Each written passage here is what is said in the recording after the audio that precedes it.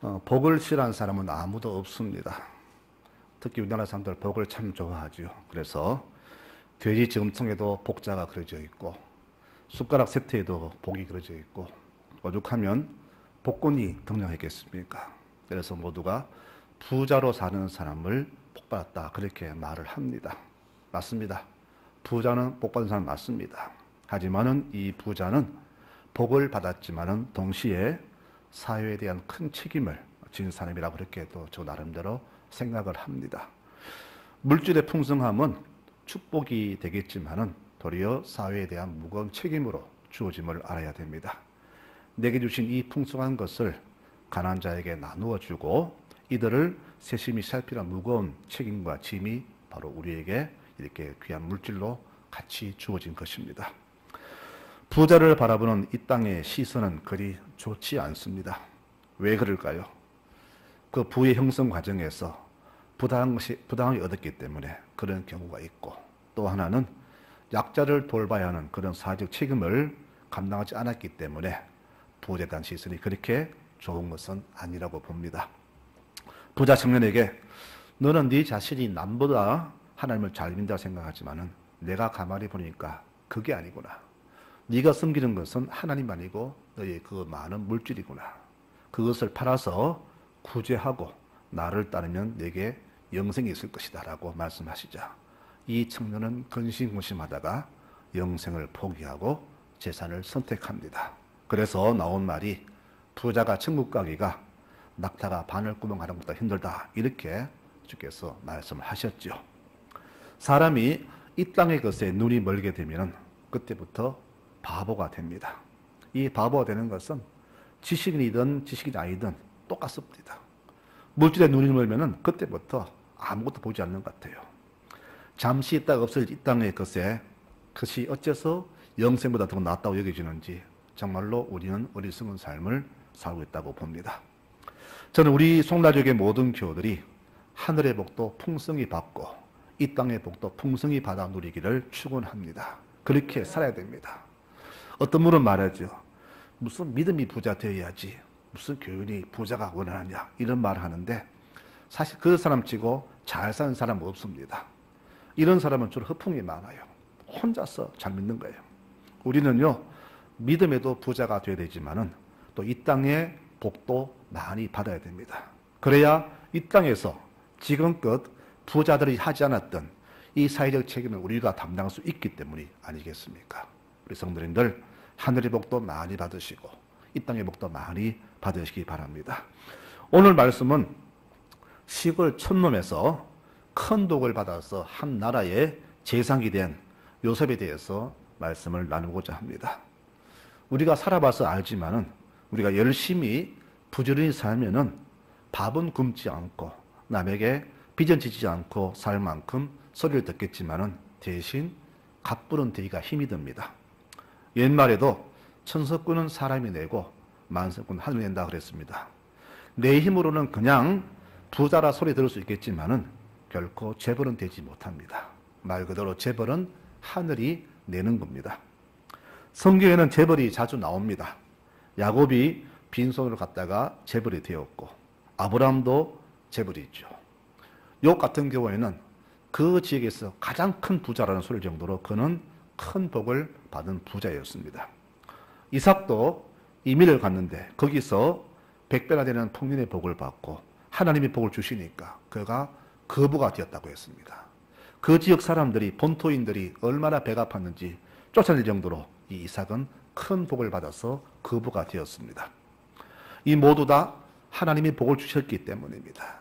그분이 문을 닫으시면은 우리가 아무리 애를 써도 결코 부자가 될 수가 없습니다. 그래서 오늘 말씀의 핵심은 복은 사람에게서 얻을 수 있지만은 그것은 일시적이고 제한적입니다. 그러나 하나님이 주시는 복은 영원하고 철철 넘쳐나는 그런 복이 되기에 이 하늘의 복을 받기 위해서 우리가 어떻게 해야 할까? 이 말씀을 드리고자 합니다.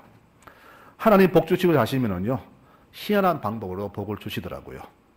야곱에게 주신 복을 볼까요? 야곱에게는 우리가 과학적 생물학적으로도 증명 안 되는 방법으로 복을 주셨습니다. 그 임신한 양과 염소에게 알록달록한 그 나무 껍질을 벗겨서 보게 했더니 그 낳은 새끼들이 다 알록달록한 새끼가 되어서 나오게 됩니다. 과학자들은 말이 안 되라 말하지만은 하나님은 그렇게라도 복을 주셨습니다. 그래서 하나님이 주시고자 하시면은 인간의 조건과 환경은 아무런 제한이 못 됩니다. 그러므로 무엇보다 우리의 자세는 하나님에 대한 철저한 믿음이 있어야 함을 먼저 알려드립니다. 그러면 노예로 팔려갔던 요셉이 어떻게 큰 복을 받게 되었는지 그 근원을 살펴보고자 합니다. 먼저 그는 환경을 초월한 믿음으로 살았던 사람입니다. 그래서 복을 받았습니다. 그는 17살부터 험난한 인생을 살지요. 17살에 형들에게 배신당하고 노예로 팔려갔으며 그 종살이 할 때에도 하나님만 바라보며 살았습니다. 또 억울하게 옥살이 할 때에도 왜 내게 이런 고난 주십니까? 내가 뭘 그리 잘못했습니까? 하나님을 원망하지 않았습니다. 우리는 인생이 안 풀리면은 꼭 하나님을 원망하지요. 주님, 왜 내게 이러십니까? 어떤 분은 큰 병 걸리니까 내가 뭘 그리 죄 많이 지었기 때문에 이렇게 아픔 주십니까? 라고 하나님을 원망하는 경우를 많이 봤습니다. 사실 이렇게 따지면은 내가 내 몸 안 돌봐서 병에 걸렸고 내가 내 인생 잘못 살아서 실패했는데 그 모든 원인을 주님께 돌리더라고요. 이것이 우리의 모습이었어요. 하지만 요셉은 절대 하나님을 원망하지 않았습니다. 한 번쯤 그런 말 한데 절대 원망하지 않습니다. 그리고 애굽의 총리가 된 후에도 결코 교만하지 않았습니다. 어디서든지 늘 주만 바라보는 겸손한 믿음으로 그런 인생을 살았습니다. 바로 이것이 그가 복받게 된 비결입니다. 성도 여러분, 절대 나의 환경을 보면서 하나님을 원망하지 마시기 바랍니다. 내 기도대로 안 되었다고 해서 내 뜻대로 안 되었다고 해서 절대 하나님을 원망하지 마시기 바랍니다. 도리어 내가 힘들 때, 고난을 받을 때에 더 주를 찬양하고 기뻐하시는 믿음의 성도들이 되시기를 축원합니다. 이것이 바로 우리가 복받는 그런 첫 번째 비결이 됩니다. 두 번째 그가 복받은 비결은요, 사람을 원망하지 않았다는 겁니다. 내가 힘든 원인이 뭡니까? 주로 내 자신 때문이죠. 내가 아프고 실패한 원인은 주로 원인이 나입니다. 나. 그래서 내가 잘못 판단하고 미숙해서 실패하면은 억울하지 않은데 반대로 남에게 속았을 때 그리고 남에게 손해를 당할 때 그렇게 억울할 수가 없지요. 더구나 절대적으로 신뢰한 형제나 자매나 또 친구에게서 배신당했을 때 평생을 원망하며 살잖아요. 요셉은 형들에게 미움틀이 바뀌어서 노예로 팔려갔습니다. 이것은 정말로 말로 안 되는 그런 참 비참한 모습이죠. 이것도 억울한데 나중에는 주인 여자에게 누명까지 쓰고 옥살이까지 하게 되잖아요. 이쯤 되면은 참으로 원망하고 욕도 할 수 있는데 성경 어디에도 요셉이 억울해하거나 원망했다는 그런 구절은 없습니다. 우리 교우들을 가만히 지켜보면 우리 교인이 아니라요, 이런 분들을 많이 봤어요. 자기가 교회에 안 나가는 이유를 주로 교인들에게 돌립니다. 교회가 사랑이 없느니, 관심 안 둔다느니 이렇게 원망을 많이 하더라고요. 왜 그렇게 생각합니까? 내가 먼저 찾아가면 안 됩니까? 내가 먼저 관심 두고, 내가 먼저 손 내밀고, 내가 먼저 봉사하고 헌신하고 그러면 안 됩니까? 근데 왜 늘 남 탓을 합니까? 주로 그런 분들이더라고요. 또 이런 교인도 있습니다. 먼저 있던 교회에서는 이랬는데 이 교회는 이렇게 안 해? 즉 이 교회가 마음에 안 든다는 이야기입니다. 그런데요, 교회마다 다 사정이 다르잖아요. 서울에 있는 교회, 포항의 교회, 또 같이 포항에서도 이 교회, 저 교회, 사람이 다르기 때문에 교회 안의 분위기도 다 다릅니다. 그렇다면은 내가 변해야죠. 내가 맞춰야죠. 그런데도 자기는 변치 않고 늘 교회와 교인만 탓하는 것을 많이 봅니다. 요셉은 어떤 상황에서도 절대 사람과 환경을 탓하지 않았습니다. 그저 묵묵히 자기 일에 성실히 임했을 뿐입니다. 그랬더니 하나님께서 그를 살피시는데 어떻게 살피시는가? 종살이 할 때 그 주인이 그를 철저히 신뢰하게 하십니다. 주인이 보기에도 하나님이 요셉과 함께 하심을 보았다고 했습니다. 얼마나 성실했을까요? 옥살이 할 때도 그 간수가 그 모든 것을 요셉에게 다 맡깁니다. 요셉도 죄인인데 죄인에게 간수가 모든 것을 다 맡깁니다. 그 간수가 보기에도 하나님이 그와 함께 하심을 보았다고 그렇게 성경은 말합니다. 여러분, 만일 요셉이 이런저런 이유로서 정부를 욕하고 주인을 욕하고 대통령 욕하고 억울하다고 날마다 불평했다면 그들 눈에 그렇게 보이지 않았을 겁니다. 그런데 그들이 보기에 요셉은 정말로 억울한데도 진작 당사자는 불평하지 않고 사람을 절대 원망하지 않더라는 겁니다. 하나님께서 이런 사람에게 복을 안 주신다면 누구에게 복을 주실까요? 성도 여러분, 살아가면서 원망할 일 많잖아요. 원수 받은 일 많잖아요. 욕할 사람 많잖아요. 그러나 절대 사람을 미워하거나 원망하지 마시기 바랍니다. 도리어 그들을 불쌍히 여기며 기도하고 축복해 주시기 바랍니다. 바로 이 모습이 복을 받게 되는 두 번째 원인이 됩니다. 세 번째로 요셉은요, 복수하지 않았습니다. 복수. 자, 세월이 흘러서 요셉은 애굽의 국무총리가 되었습니다. 막강한 권력자입니다. 그래서 억울한 옥살이를 시켰던 그 보디발의 아내에게 복수할 계획이 있었지만은 복수하지 않았습니다. 또 자기를 팔아넘긴 형들에게 기획이 있었지만은 도리어 형들에게 먼저 손을 내밀어 화해를 청합니다. 형님들, 겁내지 마십시오. 내가 어째 하나님 자리 대신해서 형들에게 복수하겠습니까? 아닙니다. 하면서 먼저 머리를 숙입니다. 로마서 12장에 말씀하잖아요. 원수 갚는 것은 내게 있다. 내가 갚겠다. 대신 너는 네 원수가 배고파하거든 먹여주고 목마르거든 마시게 해라. 그렇게 하는 것이 내 원수의 머리에 숯불을 쌓아두는 것이 된다. 그러므로 악에게 지지 말고 선으로 악을 이기라. 이렇게 성도의 사람을 대하는 방법을 말씀해 주셨어요. 원수 갚는 것은 우리의 고난이 아니며 하나님의 절대 고난입니다. 시편에 보면은 다윗의 기도가 많이 나오는데 다윗의 그거 탄원 기도를 보면은요, 주로 이런 내용입니다. 하나님, 내가 너무 억울합니다. 그러니 원수를 하나님이 대신 갚아 주십시오. 이렇게 하나님께 기도하는 것을 많이 봅니다. 우리 생각에 무슨 믿는 사람이 그런 기도하나 축복해야지라고 말할지 모르지만은 사실은 다윗 같은 처지를 겪어보면 그렇게 쉽게 용서할 문제가 아닙니다. 그런데 다윗은요, 주 앞에서 솔직하게 그대로 서 있습니다. 내 너무 억울합니다. 하나님, 나는 갚을 힘도 없고 갚지도 않겠으니 대신 주님께서 갚아 주십시오라고 솔직히 기도했어요. 우리는 형식적으로 기도 많이 하잖아요. 속에는 정말 저 사람이 죽거나 다치거나 복수당할 기회를 원하면서도 입으로는 안 그러잖아요. 다윗은 심정으로 하나님, 그럴지라도 저 원수는 내가 못 갚겠으니 주께서 갚아주시라고 그렇게 솔직히 기도합니다. 여러분, 우리에게는요, 심판의 권한이 없습니다. 오직 심판은 하나님께 있음을 알아야 됩니다. 그러므로 내가 사람에게 원수 갚을 일이 있다 할지라도 절대 원수 갚지 마시고 도리어 그를 위해서 복을 빌어주는 여러분들 되시기를 축원합니다. 이것이 바로 우리가 복받는 비결입니다. 쉽지는 않지만은 바로 이렇게 하는 것이 성도의 모습이 아니겠습니까? 마지막으로 요셉은 이 땅 살았지만은 영원한 하늘에다가 소망 두고 살았습니다. 아버지 야곱이 죽었습니다. 그 아버지를 애굽에 묻을 수 있지만은 결코 고향 땅 가나안으로 아버지를 묻으러 갑니다. 우리 성도들에게는 이 땅이 끝이 아닙니다. 만약 이 땅이 끝이고 우리 인생이 이 땅 80으로 끝나버린다면은 굳이 하나님 믿을 필요가 없지요.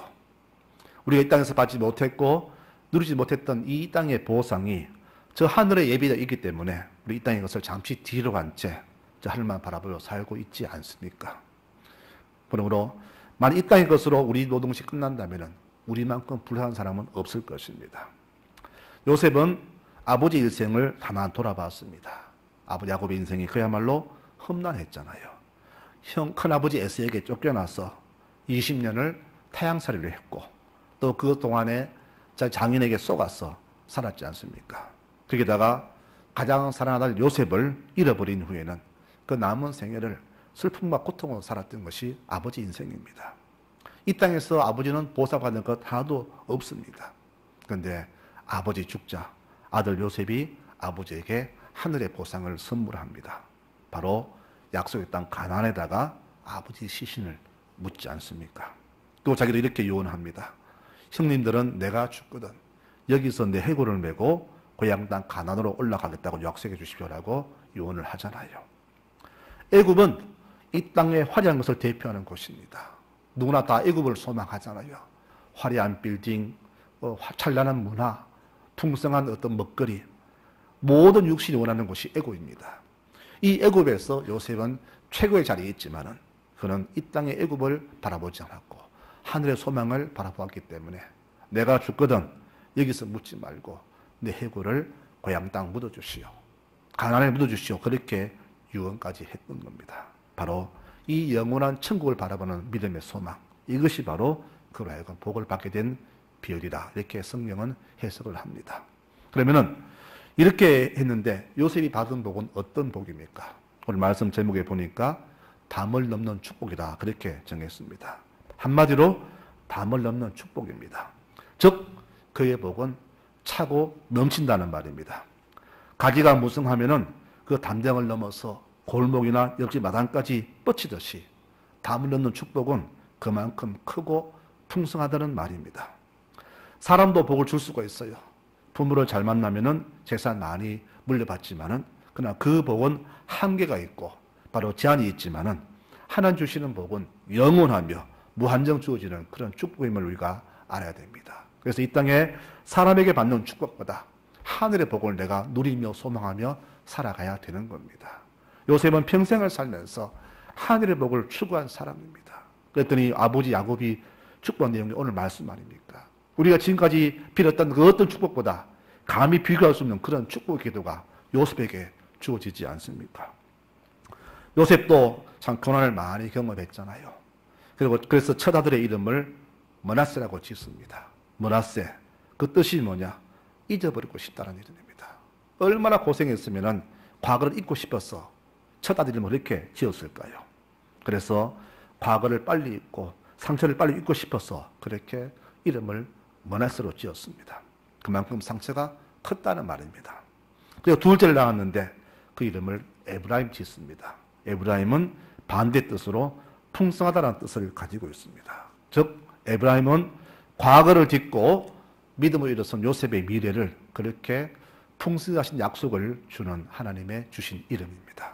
성도 여러분, 모두에게 지난날의 아픔은 있지만은 우리가 믿음으로 견디면은 이렇게 신앙인에게 주시는 축복이 있다는 것을 오늘 이 에브라임이라는 이름 속에서 깨닫게 됩니다. 말씀을 맺고자 합니다. 참 재밌는 사실은요, 아버지 죽기 전에 요셉이 두 아들 므낫세와 에브라임을 아버지께 데리고 갑니다. 아버지, 두 손자에게 축복해 주세요. 그래서 큰 아들 므낫세를 이쪽 아버지 오른손에 앉히고 둘째 아들을 왼손에 앉힙니다. 그러면 아버지는 장자 므낫세에게 오른손을 대고 이렇게 해야 되는데 비껴서 이렇게 축복을 하잖아요. 아버지 잘못됐습니다. 아니다. 하늘에서 그렇게 정했다면서 이렇게 비껴서 차남을 장자를 축복해주고 그렇게 바꿔버립니다. 자기도 그랬지 않습니까? 비록 자기는 둘째 태어났지만은 하늘의 복을 사모했기 때문에 그 장자를 사모해서 형을 속여서 장자를 바꿨잖아요. 여러분, 이것은 무엇을 뜻합니까?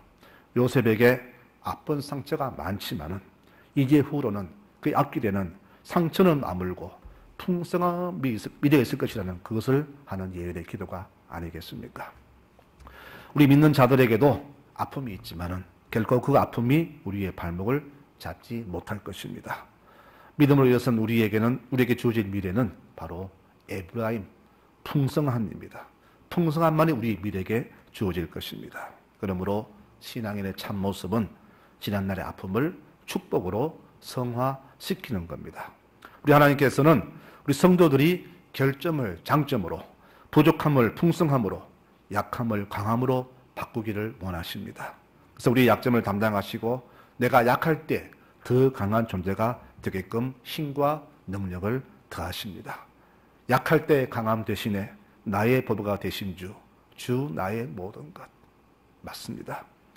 요셉은 홀홀단신으로 애굽에 떨어졌지만은 오직 주만 바라보고 살았습니다. 우리 하나님께서 어떤 경우에도 나와 함께 하심을 굳게 믿었기 때문에 거센 파도와 풍파도 능히 이겨낼 수 있었고 인간적으로 견디기 힘든 여러 가지 고통까지도 하늘을 바라보면서 주인 주신 힘으로 이겨낼 수가 있었던 겁니다. 누구나 다 상처가 있고 선뿌리가 있습니다.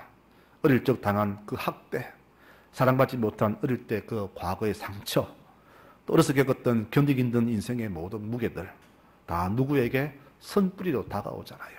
그 선뿌리가 시험껏 내 속에 자리 잡아서 나의 정상적인 삶을 방해할 때가 굉장히 많습니다. 그러나 하나님 믿는 우리에게 그 선뿌리는 결코 문제가 되지 않습니다. 내가 주를 바라보고 주의 마음을 품을 때에 내 속에 있는 선뿌리는 다 사라지고 아름다운 새싹이 드러날 것입니다. 그래서 모두가 과거에 매이지만은 우리 성도에게는 결코 과거가 없습니다. 우리에게는 아름다운 미래만이 주어질 것입니다. 우리가 과거에 매이면은 좋아할 사람은 사탄뿐입니다. 야곱은 아들 요셉이 알았기 때문에 두 손자를 축복할 때 아픔이라는 첫 아들 대신에 축복이라는 둘째 아들을 장자로 그렇게 축복했습니다. 여러분, 주님께서는 이렇게 축복하신 것처럼 우리 성도들이 날마다 과거를 딛고 아픔을 넘어서서 축복된 미래를 전지하기를 지금도 바라고 계십니다. 주께서는 요셉에게 2배나 축복하셨어요. 다른 12형제는 한 번 축복받았지만은 요셉은 2 아들이 같이 복을 받았기 때문에 형제보다 2배나 더 복을 받게 됩니다. 그리고 장자 에브라임은 훗날 이스라엘의 가장 큰 지파로 성장을 합니다. 가나안 땅을 보고했던 갈렙과 여호수아, 갈렙이 예수님 조상인 유다 지파의 지표자였다면은 훗날 모세를 이어서 이스라엘 인도한 영도자 여호수아는 바로 이 에브라임 지파의 후손입니다. 우리는 축복을 논할 때 주로 물질, 육신적 성공, 세상 것을 축복이라고 말합니다. 그러나 진짜 축복은 그것이 아니라 믿음의 축복입니다. 믿음이 큰 사람은 세상을 뒤집습니다. 히브리서 11장에 말합니다. 믿음으로 사는 사람은 세상이 감당할 수 없다라고 했습니다. 믿음 아닌 것은 어떻게 아브라함이 아들을 바칠 수 있었으며 믿음 아닌 것은 모세가 어째서 그 왕권을 포기할 수 있었겠습니까? 믿음 없이 어떻게 여리고를 무너뜨릴 수 있으며 믿음 아니면 어떻게 하나뿐인 내 목숨을 주를 위해서 쉽게 내놓을 수가 있겠습니까? 요셉이 받은 축복은 바로 모든 것을 초월하는 축복, 즉 담량을 넘는 믿음의 축복입니다. 이 축복은 사람이 줄 수 없고 오직 우리 하나님만이 주실 수가 있습니다. 그러므로 이 복을 받기 위해서 우리는 오직 주만을 바라보고 주만을 섬기는 믿음의 사람이 되어야 되는 겁니다. 눈에 보이는 축복은 결코 담을 넘을 수 없습니다. 담을 넘어서 온전히 없는 축복은 바로 믿음만이 줄 수 있는 축복입니다.